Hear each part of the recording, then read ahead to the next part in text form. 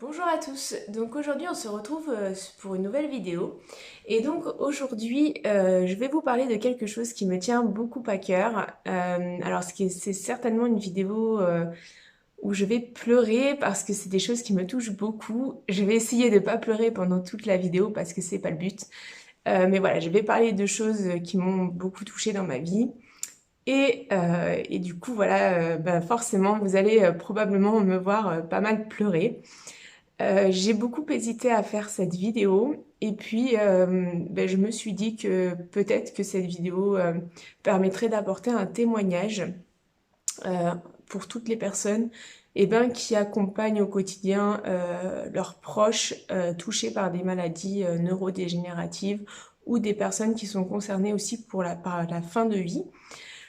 Tout simplement, en fait, je voulais vous parler d'une partie de mon histoire, une partie très très importante de mon histoire, qui a été en fait l'accompagnement de mon père, qui a été touché en fait par la maladie de Parkinson et que j'ai accompagné jusqu'à la fin de sa vie.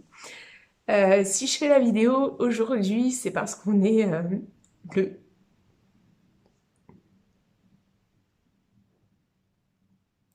le 13 août 2019 et que donc demain, donc le 14 août 2019, ça fera 7 ans que mon père est décédé. Excusez-moi.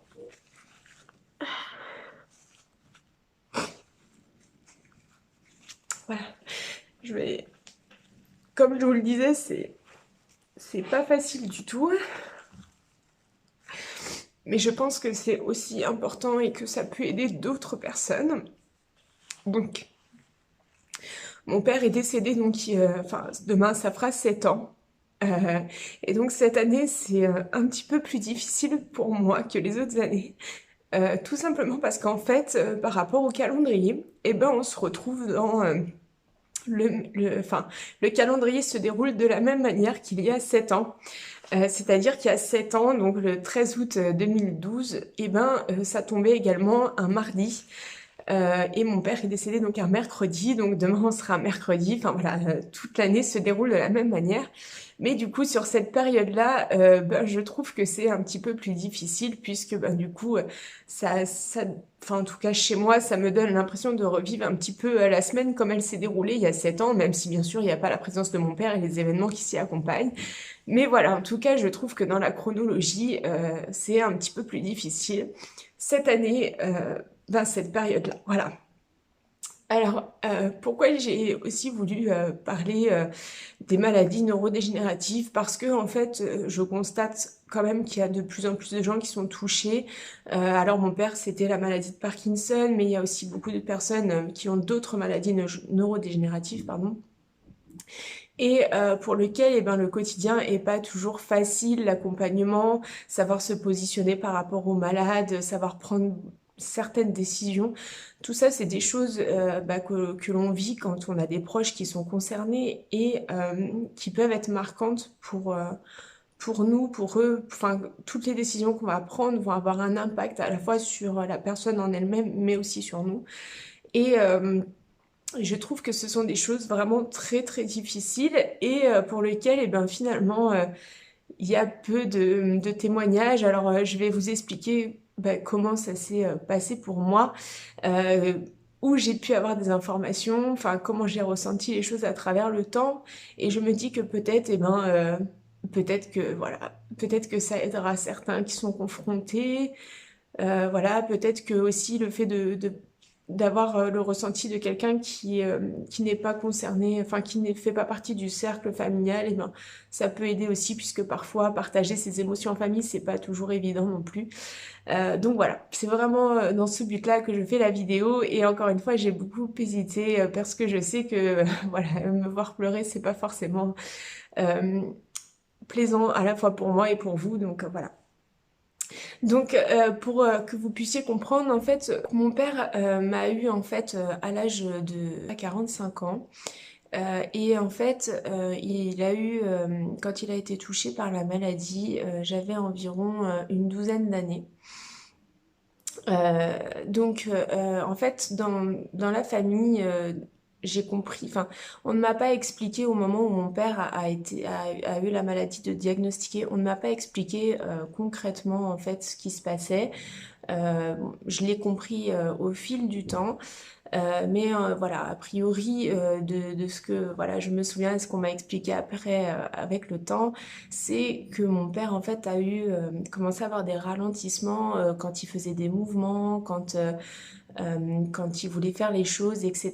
Il était moins dynamique, il ressentait une gêne, etc. Et donc il a consulté, il a fait des examens, etc.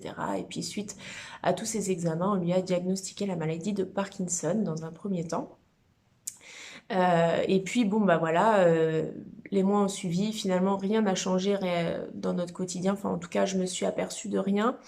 Et puis mes parents ne m'en ont pas parlé de manière enfin vraiment concrète, etc. Et puis les années ont passé et aux alentours de mes 16 ans, je dirais, ça reste un peu vague pour moi. C'est des périodes qui sont un peu troublées en termes de mémoire. Mais je dirais qu'aux alentours de mes 16 ans, effectivement, j'avais bien conscience que mon père avait la maladie de Parkinson. Donc je l'avais compris en fait à travers les discussions de famille, etc. Donc oui, je connaissais le nom de la maladie, je savais que mon père avait cette atteinte-là, etc. Et à l'époque, j'associais ça vraiment que au tremblement en fait des mains qu'on pouvait avoir, qui était encore très léger pour mon père et rien de plus. Donc j'avais encore une vision très peu, enfin vraiment je connaissais vraiment pas la maladie finalement, c'était vraiment entre, enfin, entre guillemets, c'était la version un peu vulgarisée de ce qu'on peut en dire de la maladie de Parkinson, les tremblements, les ralentissements, mais et encore même pas, j'avais même pas conscience finalement que mon père faisait les choses moins vite. Enfin, voilà, c'était très très simple ce que j'avais en tête. Et puis après, je dirais qu'aux alentours de mes 17-18 ans, là j'ai vraiment beaucoup plus pris conscience des choses. Il se trouve que parallèlement, en fait, à cette période-là, j'avais entamé des études d'infirmière que j'ai fait pendant un an et qui m'ont beaucoup aidé à ce niveau-là, puisque sur ma première année d'école d'infirmière, j'ai fait des stages dans des maisons de retraite, etc., dans des lieux de vie où il y avait des personnes qui avaient des maladies neurodégénératives de type Parkinson ou encore Alzheimer. Et ben, du coup, j'ai pris réellement conscience de ce qu'était la maladie qu'avait mon père pendant ces études-là, pendant cette année d'études-là. Ça a été en fait finalement très très dur parce que parallèlement à ça, mon père commençait à vraiment... enfin, la maladie commençait à vraiment toucher mon père, mais de manière vraiment très différente. En fait, la neuro... le, le, excusez-moi. Je cherche mes mots. Euh, Mince, je trouve pas mon mot. Le neurologue, voilà, excusez-moi. Le médecin qui était spécialisé, le neurologue, en fait, m'a expliqué après que mon papa n'avait pas en fait une forme classique de la maladie de Parkinson. Il avait ce qu'ils appellent en fait le Parkinson plus, c'est-à-dire qu'en fait, il avait tous les troubles liés au Parkinson, mais il avait en plus des troubles qui s'y ajoutaient, et notamment en fait, en fait, mon père a perdu progressivement la parole. Il avait aussi parfois des troubles spatio-temporels, en fait, qu'on aurait même pu confondre par moments. Alors, c'était vraiment sur des petites périodes, sur des courtes périodes, c'était pas long dans le temps, mais parfois, en fait, il était désorienté. Enfin, il savait plus, enfin, dans le temps, il pensait qu'on était 10 ans avant. Enfin, voilà, il était décalé dans le temps et parfois dans l'espace aussi, ça pouvait arriver, il s'est déjà perdu, etc. Donc ça, c'était des troubles qu'il avait en plus de son Parkinson. Toutes les personnes qui ont la maladie de Parkinson n'ont pas ces troubles-là. Hein. Faut que les choses soient bien claires. C'était vraiment un Parkinson un peu spécifique qu'avait mon papa. Et donc tous ces troubles-là vraiment apparaissaient de plus en plus et ben, en fait j'ai pris conscience des choses parce que je ne comprenais pas pourquoi ben, quand je parlais à mon père, il me mettait parfois 30 secondes ou 40 secondes de silence avant qu'il me réponde, il bafouillait beaucoup, etc. parce qu'il cherchait ses mots, lui-même s'énervait de ne pas pouvoir s'exprimer, etc. Et en fait c'est à ce moment-là où ben, je pense que j'ai vraiment pris conscience des choses. Euh, Comme je dis, en fait, à peu près dans la même période, j'ai commencé ces études qui m'ont vraiment beaucoup apporté. Euh, et voilà, c'était vraiment quelque chose de difficile, je pense, pour mon père déjà, de perdre l'usage de la parole progressivement. C'est-à-dire qu'à ce moment-là, moi aussi j'étais jeune, je comprenais pas tout. Je me souviens qu'avant même d'avoir commencé mes études, ça m'est déjà arrivé de lui dire, mais pourquoi tu parles pas? Réponds-moi. M'énerver, quoi, avoir des mots durs. En plus, bon, bah voilà, il y avait aussi là un peu la fin de l'adolescence. Généralement, dans ces périodes-là, on prend pas de gants, on est un peu à vif. Et je me souviens avoir eu des mots durs en lui disant, mais c'est pas possible, tu sais plus parler, des choses comme ça, des mots que bah, j'ai regrettés après avec le temps. Mais pour autant, voilà, c'était mon jeune âge qui faisait que je comprenais pas tout et que les choses me dépassaient en fait. Euh, mais je pense que du coup, c'était très très difficile pour lui de vivre ça, de voir aussi mes réactions d'incompréhension, etc. Et puis je ressentais aussi beaucoup de colère par rapport à tout ça. Je sais qu'à ce moment-là, j'avais beaucoup de colère. J'ai d'ailleurs aussi parallèlement été suivie par une psychologue pour m'aider à comprendre les choses, à prendre du recul. Et puis après, comme je vous le disais, quand j'ai commencé ces études-là, ça m'a permis aussi d'avoir un petit souffle, de un souffle vis-à-vis de moi-même parce que j'ai compris en fait quels étaient les enjeux de la maladie, comment elle progressait, comment mon père pouvait vivre les choses. J'ai aussi eu la chance d'avoir des patients quand j'étais en stage à qui j'ai pu poser des questions qui, eux, avaient encore l'usage de la parole et qui ont pu m'exprimer ce qu'ils ressentaient euh, bah, dans leur quotidien, partager avec moi leurs difficultés. Et donc, ça m'a vraiment aidé à pouvoir accompagner mon père parce que lui était déjà dans la difficulté par rapport à tout ça et avait beaucoup de mal aussi à nous exprimer les choses. Donc, ça me permettait en fait d'avoir une aide ben, sur ce qu'il pouvait ressentir et vivre en fait tous les jours. Donc, voilà, c'est aussi pour dire que quand on est un proche et qu'on accompagne les personnes qui sont confrontées à cette maladie, c'est aussi très important de se renseigner, de se documenter et surtout de communiquer avec des malades qui veulent bien partager ce qu'ils ressentent parce que là aussi, il faut le faire en accord avec le patient parce que euh, plus la personne sera sincère dans ce qu'elle exprime, plus ce sera bah, voilà, je sais que moi, ce monsieur qui s'est dévoilé à moi, il l'a fait avec sincérité et, euh, et il m'a beaucoup apporté parce que dans mes questions aussi que je lui posais, il voyait qu'il y avait de la bienveillance, parce que je lui expliquais, en fait, ce jour-là, j'avais demandé l'autorisation, bien sûr, à mon encadrante et j'ai demandé l'autorisation à ce monsieur pour lui poser des questions. Et, euh, Et en fait, tout a été fait avec bienveillance et voilà. Et à la fin, ce monsieur bah, m'a encouragée en me disant que voilà, c'était une belle démarche que je faisais pour mon papa. Excusez-moi. Parce que lui aussi m'a dit que voilà, c'était important pour lui d'être soutenu, accompagné, etc. Et que voilà, ce serait que bénéfique pour mon papa.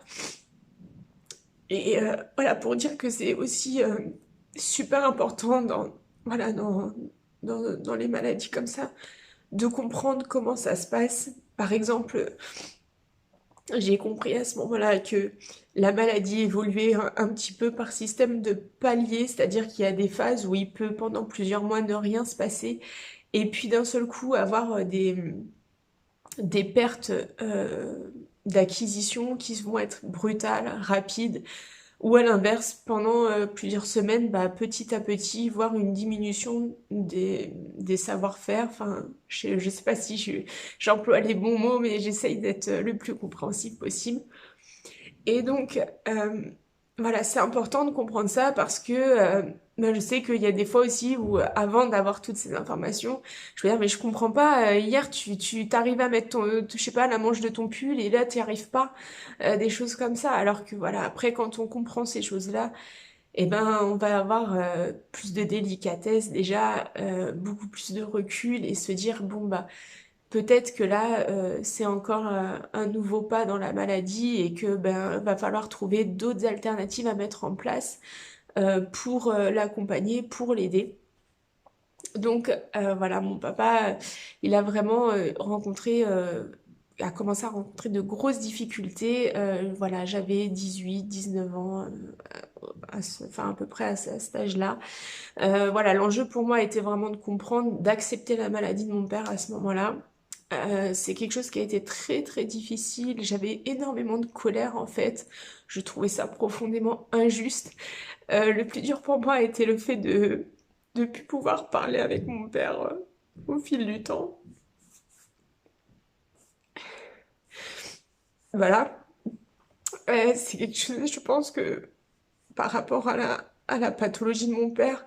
Mais encore une fois, je dis, c'est pas toutes les personnes qui ont la maladie de Parkinson qui perdent la parole, hein. C'était vraiment propre à la façon dont mon père a développé la maladie. C'est voilà, c'est pas quelque chose. Autant les tremblements, les raideurs, les, les difficultés à se mouvoir, etc. Oui, mais la parole, c'était vraiment un cas à part, si j'ai envie de dire. Donc voilà, c'est quelque chose qui a été très difficile, très long pour moi à accepter en fait. Et puis après, une fois qu'on passe la colère, euh, voilà, l'acceptation, etc., bah, il y a aussi tout le rôle d'accompagnement au quotidien, d'essayer de rendre les choses le plus facile possible parce que c'est pas facile avec, j'ai envie de dire, enfin, il faut tout adapter. Après, il faut, bah, dans un premier temps, c'est aussi parfois, euh, enfin, c'est des petites choses qui viennent au fur et à mesure, mais euh, à ce moment-là, il a fallu aussi que, alors c'est bon, ça c'était un petit peu avant. Je suis pas tout à fait dans l'ordre parce que je vous parle vraiment avec le cœur et au fil des choses qui me viennent. Mais voilà, il a fallu, c'était avant que mon père perde la parole, etc. Mais il a fallu que je prenne l'initiative, par exemple, de lui, avec un médecin, avec le neurologue, en fait, une fois, mon père, en fait, avait une conduite qui se dégradait énormément et malgré tout, il continuait de prendre la voiture jusqu'au jour où voilà, j'ai constaté que c'était vraiment trop dangereux. Il était à la fois dangereux pour lui-même et pour les autres. Et donc, par exemple, ben voilà, c'est moi qui ai dû prendre la responsabilité avec le neurologue, voilà, en expliquant au neurologue, et parce que je savais que mon père, malgré que je lui évoquais des choses, refusait de laisser son permis, enfin de laisser la voiture. Pour lui, c'était quelque chose, voilà, c'était important, ça faisait partie de son autonomie. C'est quelqu'un qui aimait beaucoup conduire, etc. Et ben, il a fallu qu'avec le neurologue, ben, voilà, je dis c'est plus possible et que le neurologue lui fasse prendre conscience que ben non, c'était fini, il pouvait plus conduire, des choses comme ça. Alors on culpabilise beaucoup parce que sur le moment on se dit oui, mais il doit, enfin je me suis dit il a dû m'en vouloir de faire ça, mais en même temps je me disais j'ai pas le choix parce que si demain il a un accident sur une autoroute, et ben je m'en voudrais aussi. Donc vous voyez, on est partagé aussi par tous les sentiments qui se mélangent en fait. À la fois on sait que ce qu'on fait on doit le faire, mais pour autant on sait que ça a une incidence sur la personne, que ça peut aussi la faire souffrir, et donc ça nous fait du mal bah, que ces actions puissent faire souffrir la personne. Et puis voilà, après quand ça a été voilà un petit peu plus compliqué, il a fallu dans un premier temps ben, adapter le quotidien, donc avoir une aide pour la toilette, voilà, des personnes, des aides à domicile qui font un travail remarquable et difficile, qui viennent ben, nous aider dans le quotidien parce que ben, c'est pas toujours facile. Enfin, je veux dire, la, ma mère pouvait pas forcément, elle avait pas forcément la capacité physique parce que elle aussi, elle avait ses problèmes de santé, d'accompagner mon père dans tous les gestes de toilette tous les jours. Mon père, c'était quelqu'un de grand, de costaud, donc voilà, c'était aussi les gestes n'étaient pas toujours simples, donc voilà, c'est déjà adapté par des petites choses comme ça. Puis après, ben les difficultés, elles s'accentuent, donc il faut toujours trouver des solutions, des aides, etc. Jusqu'au jour où ben malgré que qu'on fait tout ce qu'on peut, euh, ben voilà, moi en plus à ce moment-là, j'avais aussi, je faisais des études beaucoup plus loin, j'avais changé de domaine parce que, ben voilà, pour X raisons, et c'est pas le sujet de la vidéo, mais voilà, j'avais changé de domaine d'études et voilà, j'étais plus près j'étais plus éloignée de la maison. Et puis ben un jour, ma mère, voilà, suite à encore une hospitalisation parce que voilà, mon père avait des troubles, etc., qui étaient importants, donc il a fallu vraiment faire des examens. Et il a été hospitalisé en hôpital gériatrique, etc., donc spécialisé pour les personnes âgées. Et, euh, et donc, ben, à ce moment-là, voilà, je savais que ça devenait très compliqué au quotidien. Ma mère me faisait part du fait que parfois, ben, il se levait la nuit, il se mettait par terre, qu'elle n'avait pas la force pour le relever. Parfois aussi, il a pu quitter la maison ou se perdre, etc. Donc voilà, ça devenait très compliqué. Et voilà, et puis un jour, ben, voilà, lors de cette hospitalisation, elle m'a dit, mais j'y arrive plus, j'ai peur. Elle avait très peur pour lui, elle avait peur qu'il se mette en danger, qu'elle n'arrive pas à l'aider, etc. C'était très très difficile. Et puis, ben voilà, à ce moment-là, on prend la décision en famille ben, de placer mon papa en maison, en EHPAD en fait. Ce sont les maisons médicalisées en fait. Et là aussi, c'est des choses qui sont très difficiles parce que, en tout cas, c'est peut-être pas le cas de tout le monde, mais en tout cas, en ce qui me concerne, j'avais beaucoup de culpabilité à placer mon père en maison médicalisée parce que euh, il y avait des choses qui me dérangeaient, enfin voilà. Après, encore une fois, les gens qui y travaillent font un travail remarquable, mais de l'expérience que j'ai pu voir, c'est aussi un milieu où il manque beaucoup de moyens. Et, euh, et du coup, ben, même si on sait que le personnel soignant se donne à 200%, et ben, vous, en tant que famille, vous trouverez toujours que c'est pas suffisant pour votre proche, que c'est pas assez parce que vous avez envie qu'il soit le mieux possible, parce que vous avez, enfin, voilà, et puis c'est jamais, voilà, enfin, en tout cas, en ce qui me concerne, pour moi, ouais, c'était beaucoup de culpabilité. Je m'en voulais de pas pouvoir aider mon père tous les jours au quotidien. En fait, j'aurais voulu pouvoir le prendre chez moi ou être chez lui et l'accompagner dans son quotidien, mais c'était pas possible. Moi aussi, entre-temps, bah, j'avais commencé ma vie, je commençais à travailler. Euh, le reste de ma famille, c'était pareil. Enfin voilà, voilà, chaque personne avait ses obligations, ses contraintes et voilà, enfin on n'avait pas d'autre choix que de le placer en maison médicalisée pour que ben, on soit sûr que sa sécurité soit assurée, qu'il puisse avoir l'aide médicalisée. Je parle bien médicalisée en termes de matériel en fait, qui soit là. Euh, et puis euh, Et puis ben voilà, donc c'est avec beaucoup de peine qu'on a pris cette décision. Euh, et puis après, ben voilà, c'est accepter aussi ben, de continuer à voir son père perdre ses acquis. Voilà, c'est quelque chose de très très difficile, très long. Et puis malgré tout, dans ces choses-là, il y a quand même des choses positives qui ressortent. Euh, c'est que je garderai toujours quand même le souvenir d'avoir réussi à communiquer longtemps avec mon père. Et ça aussi, c'est un message que je veux faire passer.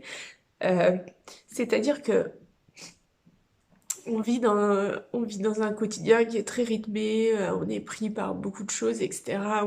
Enfin, les informations saturent au niveau de notre cerveau.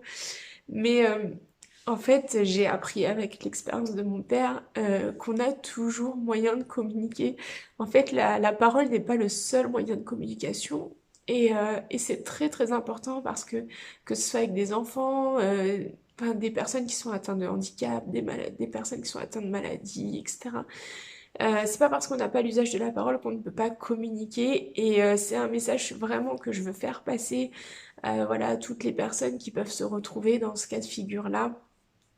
Euh, voilà, il y a toujours moyen par le toucher, par le regard. Je sais que je communiquais beaucoup avec mon papa par le regard.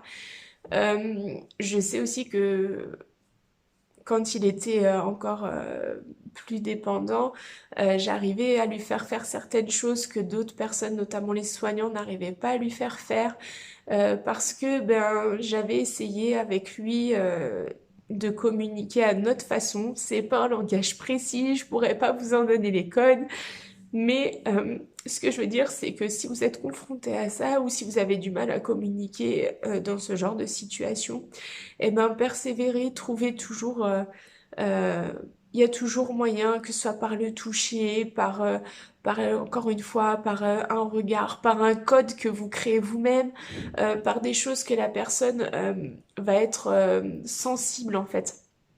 C'est vraiment ça. Voilà, il y a toujours moyen de communiquer. C'est super important de garder cette communication finalement aussi faible ou peu soit-elle.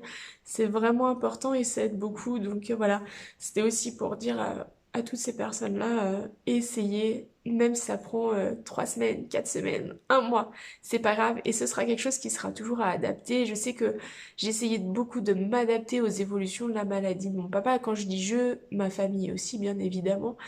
Euh, et c'était ça, c'était très très important, en tout cas pour moi, de réussir à le faire rire, parce que bien souvent aussi, surtout en tout cas, j'ai pu constater ça. Encore une fois, c'est pas une généralité, hein, et dans ces maladies-là, enfin, les choses sont ressenties totalement différemment d'une personne à l'autre. Donc voilà, je fais pas de généralité, vraiment, je partage juste mon expérience. Mais dans ce cas de figure-là, moi je sais que mon papa, bon, ça a été progressif la perte de la parole, mais le fait est que ben je dirais au moins sur les 2 dernières années de sa vie, il exprimait plus rien. Ouais, au moins les 1 an et demi, à partir du moment où il a été placé en fait. Donc vous voyez, au moins 1 an et demi avant son décès, ben, il ne parlait quasiment plus. Enfin, il sortait plus de sons de sa bouche. Enfin, ou ça était que des sons, mais pas des mots. Enfin, au début, c'était cassé à la fin, c'était que des mots, oui, non, voilà, mais il y avait plus de phrases, en fait. Et, euh, et en fait, bah, des fois, quand on est en famille ou quand on rend visite à la personne, bah, effectivement, on essaie de communiquer, etc. Mais c'est aussi des choses qui demandent beaucoup d'énergie. Donc, peut-être que dans l'après-midi, bah, à un moment donné, nous aussi, on va peut-être moins faire attention ou autre.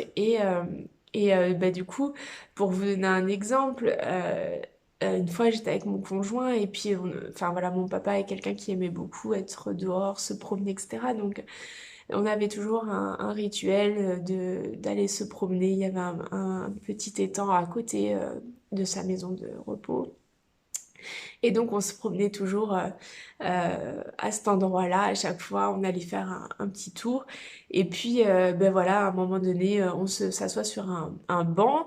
Et puis, ben voilà, mon père se repose. Et puis mon conjoint me pose une question, mais vraiment un débat tellement idiot finalement, mais voilà, qu'on en garde un bon souvenir. Il me dit, mais les canards, ça vole. Et puis je dis, mais n'importe quoi, les canards, ça vole pas, tu dis n'importe quoi, etc. Il me dit, mais si, ça vole, les canards. Et puis voilà, on est rentré dans un débat, mais vraiment puéril, comme je vous le disais. Et là, mon père a éclaté de rire, mais vraiment un fou rire. Et voilà, donc il se moquait de moi, bien évidemment.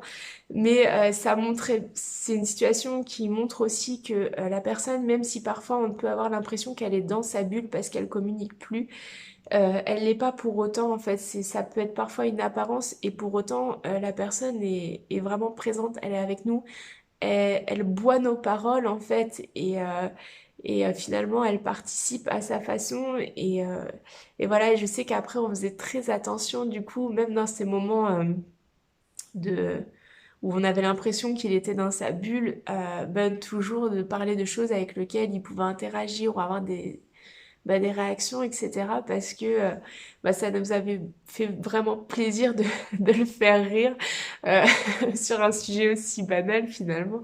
Mais voilà, c'est des petites choses comme ça qui montrent que la personne, ben, effectivement, peut-être qu'elle a un handicap qui lui permet moins de communiquer, mais pour autant, elle peut toujours le faire.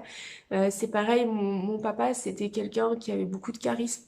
Euh, et donc, ben, quand il voulait quelque chose, il savait se faire comprendre. Quand il voulait pas quelque chose, il savait se faire comprendre aussi. Et ça a bien duré. Enfin, ça a toujours été là, même avec la maladie. Donc, voilà, au début, il nous disait non. Et puis après, ben, quand il voulait pas quelque chose, ben, il allait mettre sa main, il allait faire un blocage avec son corps. Voilà, pour vous dire il arrivait à exprimer tout ça, mais il faut être enfin, ça demande beaucoup d'attention en fait de la part de l'entourage pour capter ces petites choses. Faut vraiment être très à l'écoute, très attentif, ce qui est très difficile de l'être tout le temps. Enfin voilà, on est humain aussi et c'est pas toujours évident.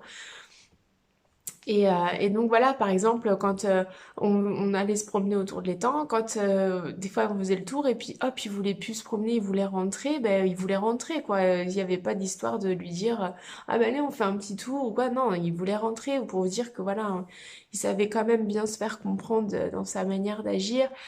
C'est pareil, une autre petite anecdote qui reste beaucoup, c'est que une fois. Nous avons rendu visite à mon papa et puis nous étions attablés et, euh, et donc à un moment donné mon conjoint commençant son travail très tôt le lendemain me dit bon bah on va peut-être y aller parce qu'il commence à être un peu tard, etc. Et puis il me l'a dit en me regardant, mais effectivement il n'a pas regardé mon père puisque bah voilà on était autour de la table, etc.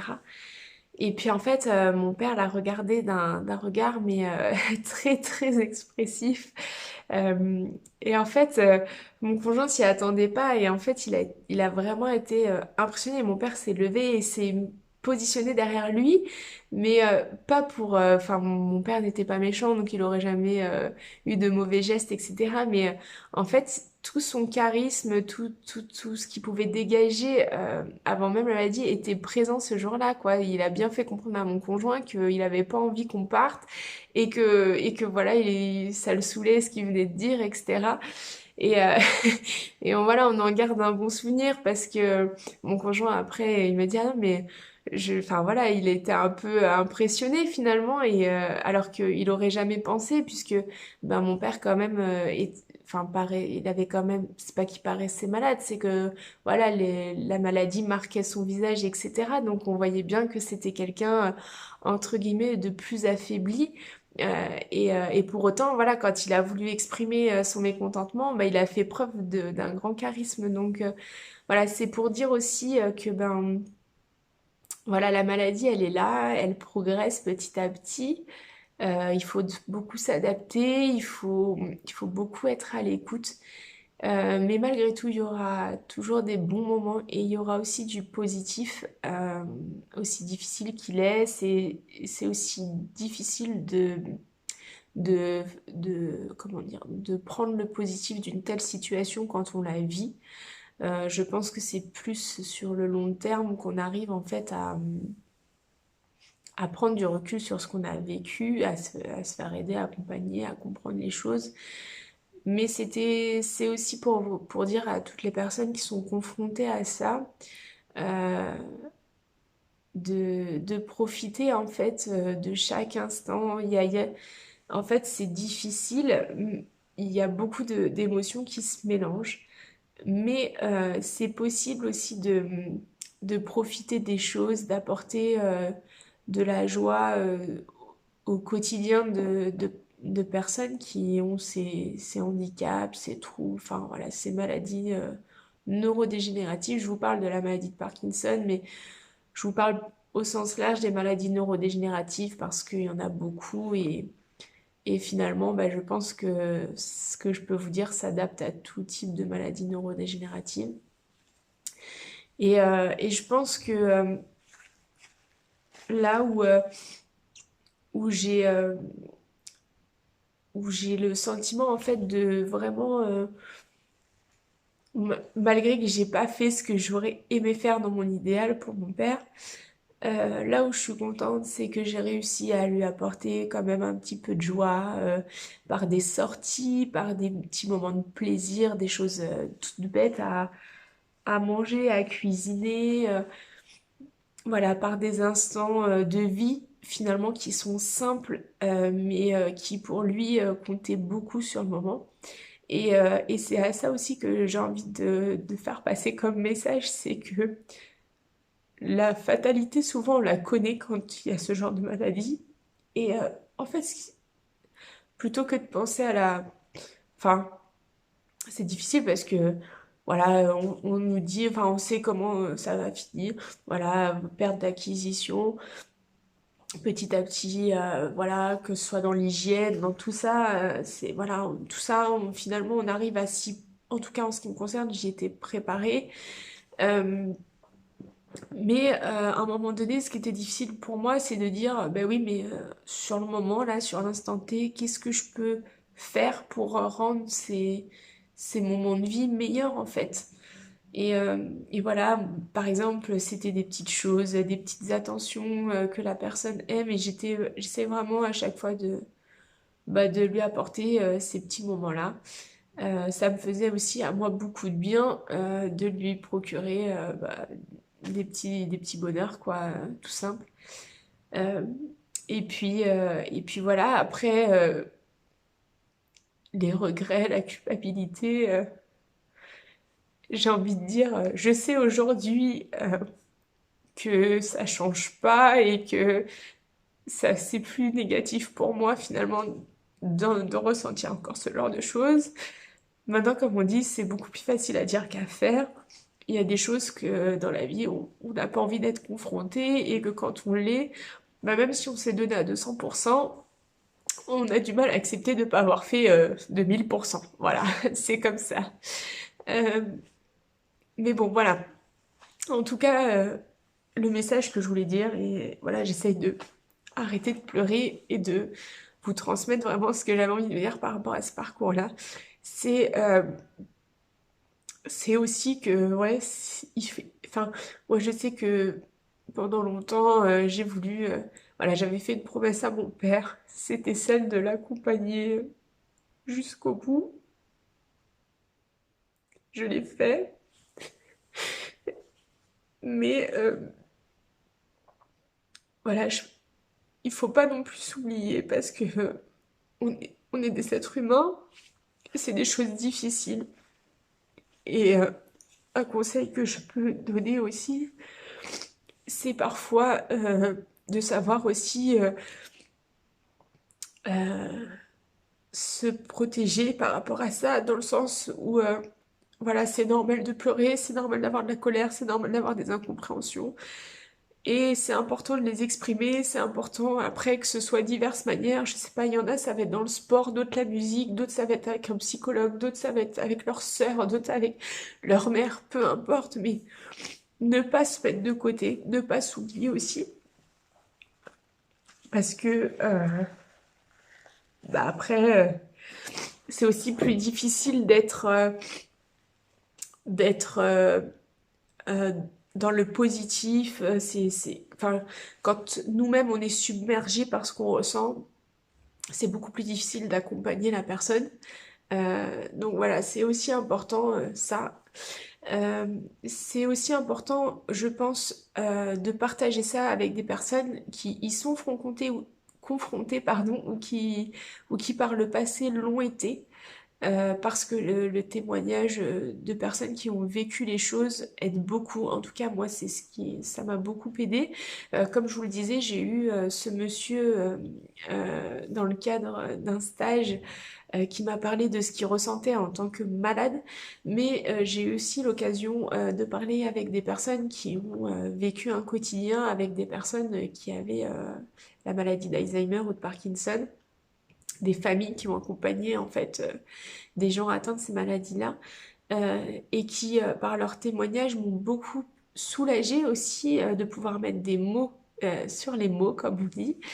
Euh, et donc je sais que ça avait été très important pour moi et ça aussi j'avais envie de le dire dans la vidéo parce que ben voilà, si j'avais pas dans le cadre de ma formation ou autre eu la chance finalement d'être formée parce que sur cette première année-là on est énormément formé sur ce type de maladie et voilà voilà je me dis aujourd'hui que cette année de formation elle m'a vraiment servi dans l'accompagnement de mon père.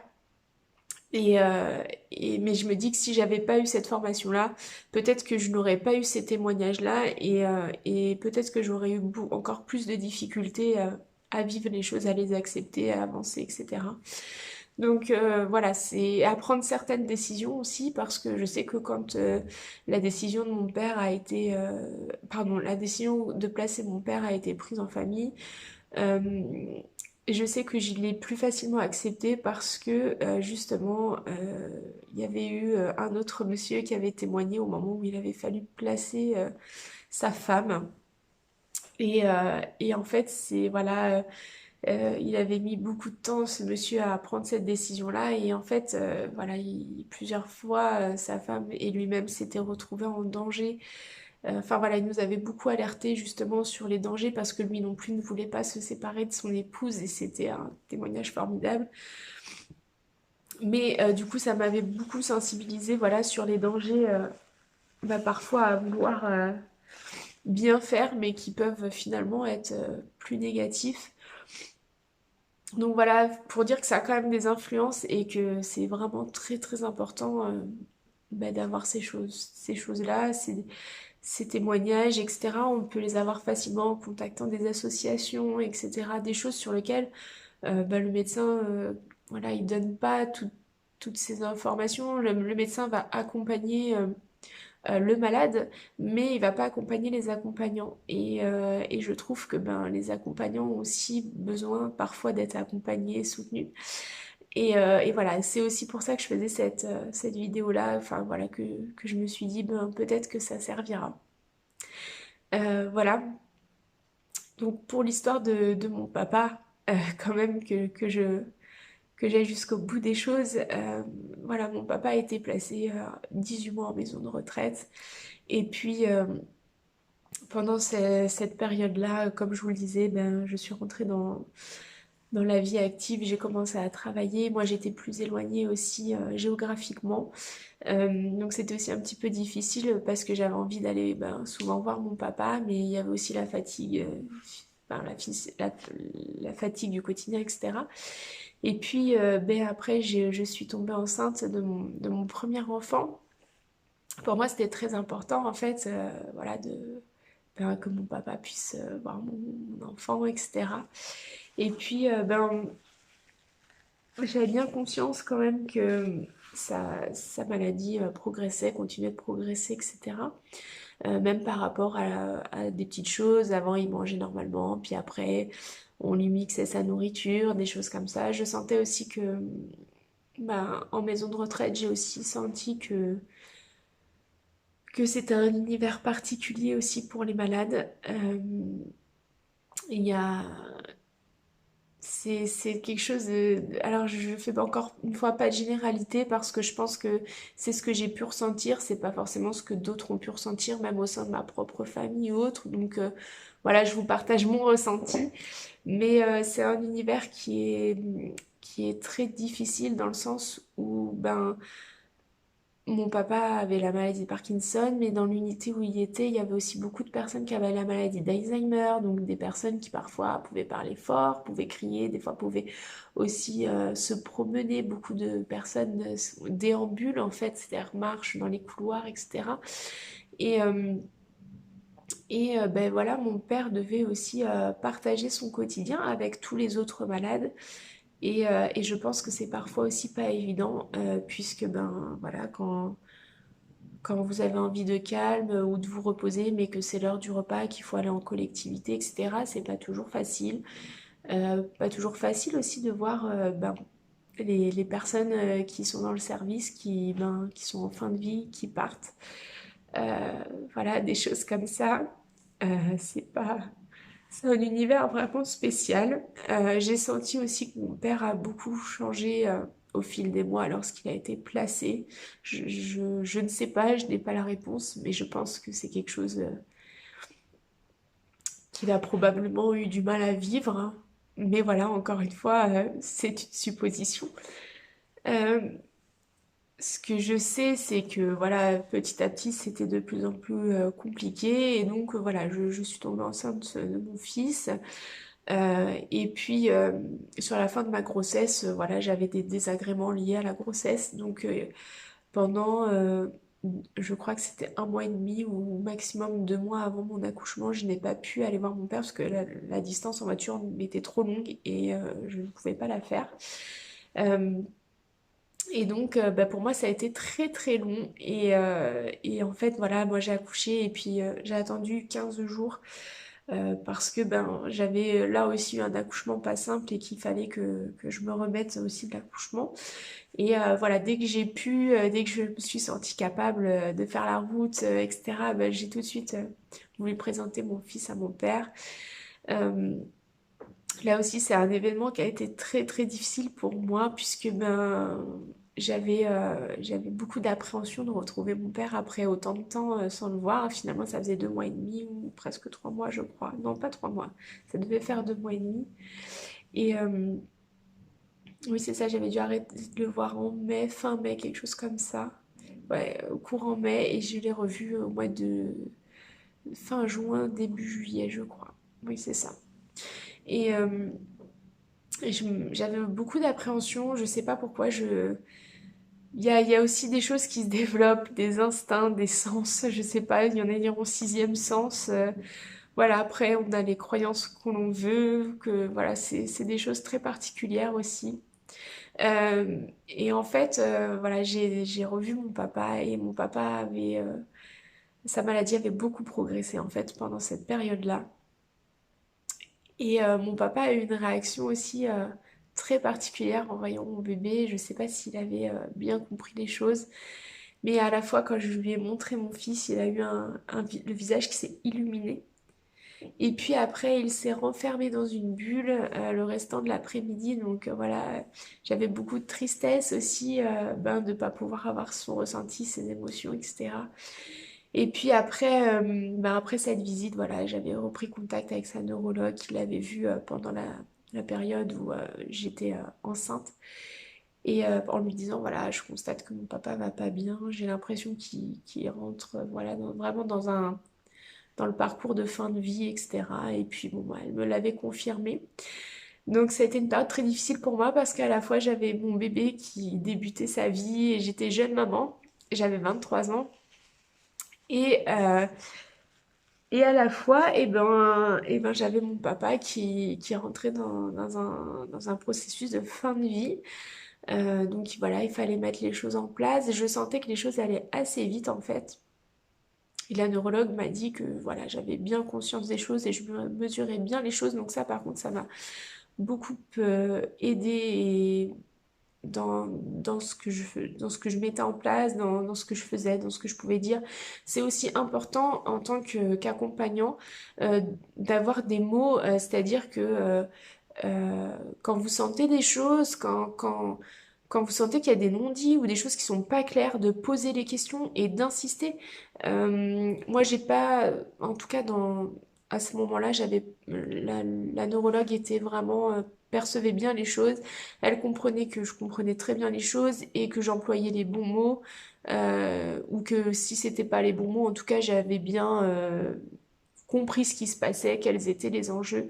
Et c'est important en fait, c'est très important en tant qu'accompagnant de savoir où on va parce que ben déjà ça nous aide dans nos choix, ça nous aide dans les démarches, ça nous aide dans ce qu'on met en place, mais ça nous prépare aussi aux choses que l'on va vivre et plus on... Alors, le fait d'être préparé va pas enlever la douleur, c'est pas ça. Mais le fait d'être préparé, en fait, on va accueillir les choses de manière différente. Voilà. Je sais même pas si c'est les bons mots.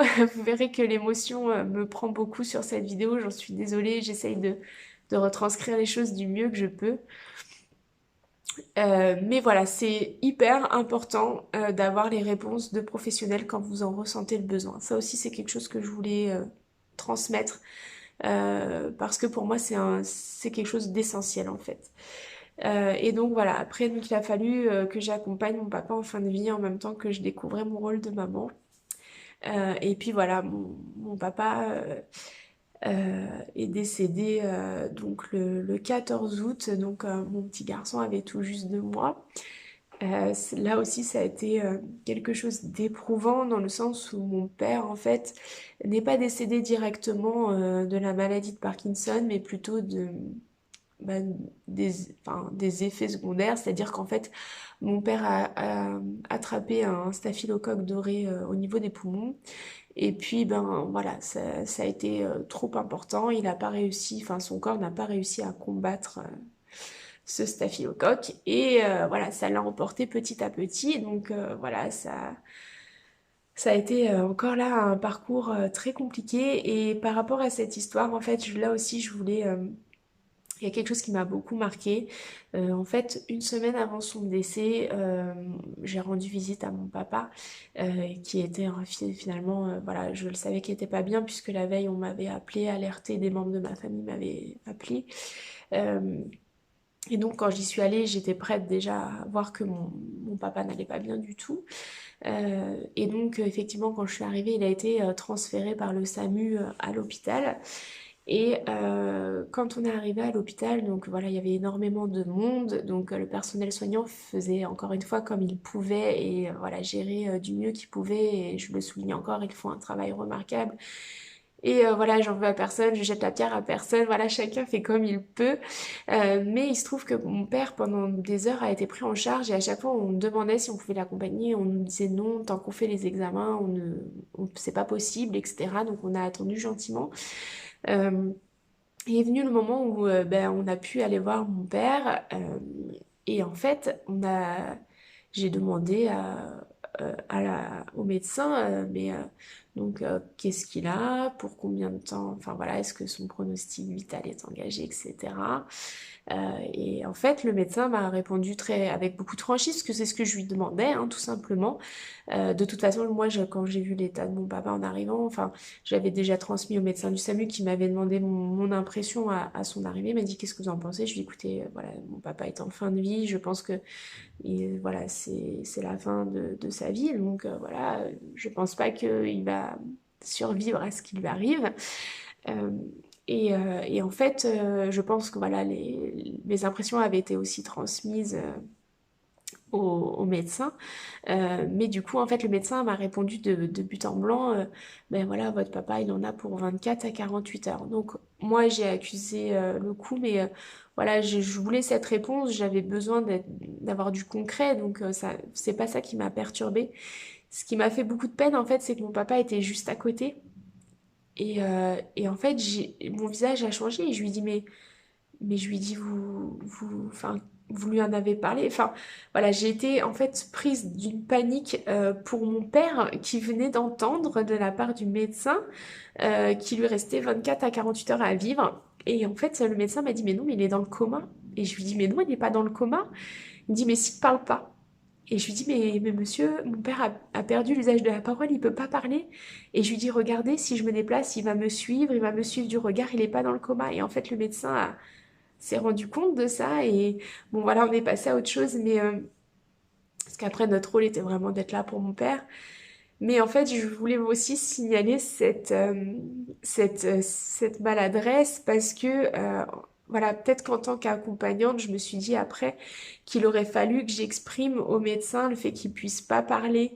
euh, Parce que voilà, enfin voilà, je me suis mis enfin, je me dis que si demain je suis à l'hôpital, que je suis dans la capacité de parler et que j'entends un médecin dire qu'il va me rester 24 heures à vivre, enfin, j'imagine même pas émotionnellement ce qu'on doit ressentir, la peur, la panique, etc. Enfin, suivant l'état d'esprit encore de la personne. Mais, enfin voilà, moi, ça m'a vraiment pris de panique. Et pour dire aussi que voilà, dans ces moments-là, ben voilà, encore une fois, j'ai fait comme j'ai pu.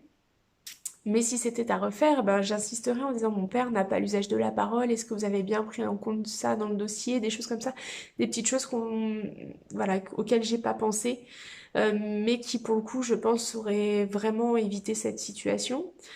Euh, voilà, voilà, je vous ai fait part, voilà, j'ai essayé d'être le plus pudique possible par rapport à tout ça. En fait, vraiment le but de la vidéo, c'était de vous faire un témoignage sur tout ce qu'on peut ressentir en tant qu'accompagnant.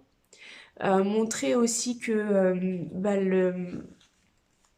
les maladies neurodégénératives, c'est vraiment quelque chose qui est difficile sur le long terme, en fait, d'avoir la capacité de s'adapter, de mettre en place des choses pour la personne, de faire face aussi aux changements de la personne. Parfois aussi, il peut y avoir des changements de comportement, de choses comme ça qui nous prennent au dépourvu. Voilà, c'était vraiment pour témoigner de ça. Euh, J'espère sincèrement, en tout cas, que ça pourra peut-être des fois soulager. Je sais que moi, le fait des fois de juste entendre quelqu'un qui avait pu ressentir les choses que je vivais, eh ben, ça me faisait du bien. Donc voilà, c'était vraiment le but de la vidéo. Euh, voilà, ça tombait aussi sur les 7 ans du départ de mon papa et voilà, c'est important, ça a été important pour moi voilà, de faire cette vidéo dans ce but-là. Peut-être aussi pour lui rendre un hommage à son combat parce que pour les personnes qui sont atteintes, c'est quelque chose de très difficile. Je sais que mon père, euh, quand, euh, quand j'ai compris les choses, une fois, je lui ai demandé si c'était difficile pour lui de pas réussir à parler correctement et il me l'avait dit clairement. Enfin, il m'avait dit que c'était difficile.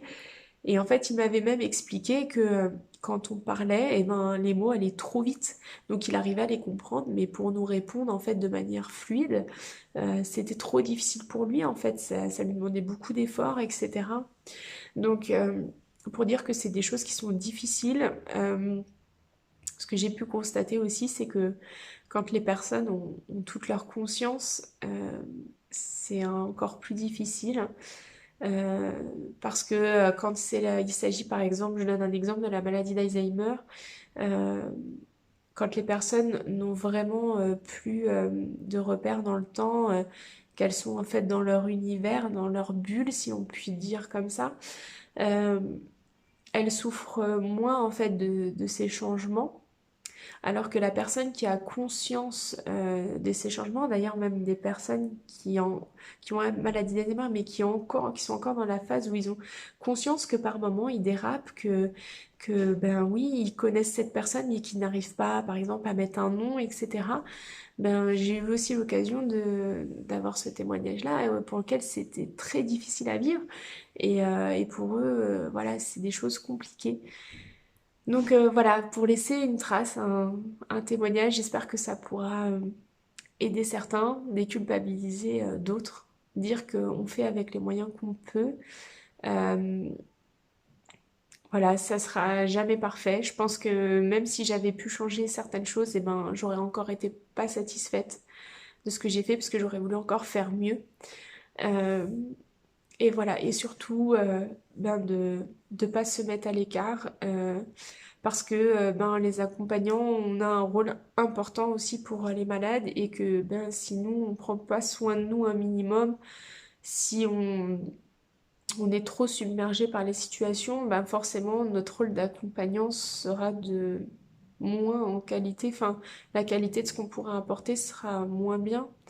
Maintenant, voilà, je parle sans donner vraiment de méthode, de solution, hein. C'est vraiment à cœur ouvert parce que moi-même, je me suis déjà fait dépasser par mes émotions.